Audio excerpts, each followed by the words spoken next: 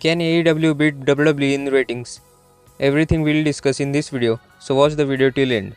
And if you haven't subscribed to our channel yet, then please subscribe it. So let's get started.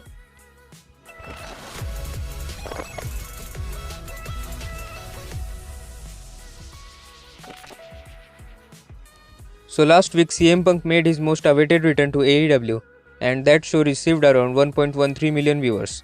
And that's a big number if you compare with previous AEW weekly show ratings. And CM Punk was not even officially advertised for that show, but still AEW manages to make a big number. And even AEW made a huge profit in terms of merchandise sales. And also there are rumors that Daniel Bryan is going to sign a contract with AEW. And even CM Punk teases his return on the episode of Dynamite, so it's almost confirmed that Daniel Bryan is going to sign a deal with AEW. And you guys know Daniel Bryan is one of the biggest wrestlers in current wrestling industry. And talking about the numbers, then definitely Daniel Bryan can bring a lot of new viewers to us AEW, as CM Punk did. Next top free agent is none other than Bray Wyatt. So I personally think that WWE has done a big mistake by releasing Bray Wyatt, and I really don't understand why they did that. But if Bray Wyatt joins with AEW, then this will be the first step of fall for WWE, because Bray Wyatt is a big superstar and he can play his character perfectly well, and even he is a big merchandise seller, and also he exactly knows how to interact with the fans. And another top free agent is Adam Cole and Braun Strowman.